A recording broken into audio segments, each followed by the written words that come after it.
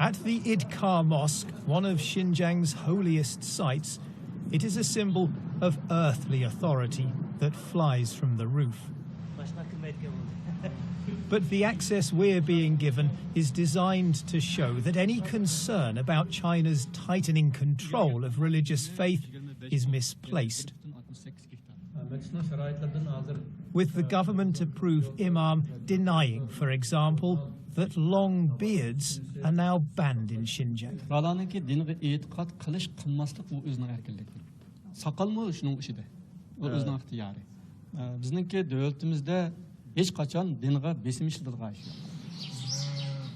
When we break away from our official tour, however, along with the locked and deserted homes, we find clear evidence of the suppression of Islamic customs and beliefs.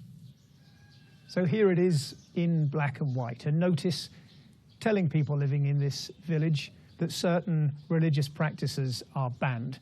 At this point here at number 10 says that the wearing of long beards for young men is not to be allowed. Close by, we find one of Xinjiang's many re-education camps into which hundreds of thousands of Uyghurs, Kazakhs and other Muslim minorities have disappeared. And there's this. Right across the region, mosques are being destroyed. Over the past 2 years in cities, towns and villages, dozens of religious sites once clearly visible on satellite images have been turned into patches of bare earth. China's case is laid out in gruesome detail in this exhibition, designed to prove that its policies in Xinjiang are a rational response to years of separatist violence. But access becomes far harder when we try to independently film the effects of those policies in the city of Keria. 为什么我们不会去清真寺吗？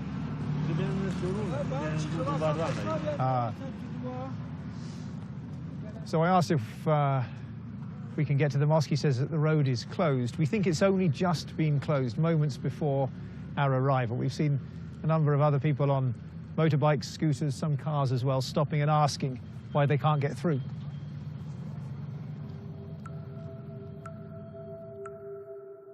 We're hoping to find out what's happened to this, the gatehouse of the city's Aitika Mosque. Its distinctive shadow shows it was still standing in late 2017, but now it's gone, overwhelmed by the surrounding commercial development. We managed to get close enough to film some of the building work.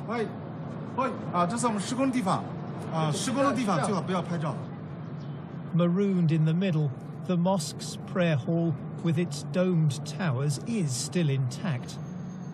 But there's construction machinery on the spot where the gatehouse once stood. Nearby, traditional Uyghur neighborhoods are being demolished too. The old homes are visible in this image from 2 years ago. Whole swathes have disappeared just a few months later. This patch of land encapsulates perfectly the two driving forces of modern China: political stability and economic development. There's no doubting that these neighborhoods were poor, but by demolishing them, by repressing the faith of those who lived in them, and by forcing hundreds of thousands of them into re-education, the concern is that a whole history and culture are being wiped out. In 2015, we filmed the crowds, young and old, turning up to pray at the Idkar Mosque. Beards were easy to spot. 4 years on, the faces are clean-shaven. And this is the scene just before prayer time. Inside, a few elderly men gather in silence.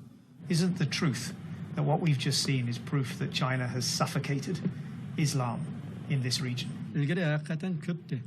Nima uchun ko'pdi desa, u vaqtida hamda ish o'rni bilan ta'minlaydigan ish yo'q. Lekin xalqlarning turmushi namorat, o'ttir yoshliklar emgak bilan va tijorat bilan, hunar kasb bilan shug'ullanyotadi. Shunda bo'lgandan keyin kunduzi ular tijorat qiladi yoki hunar kasb yoki xizmat qilganlik uchun bu yerga namoz o'qiydigan vaqti yo'q. Until recently, this place was the vibrant heart of a deeply devout society. Now, there's almost no one left.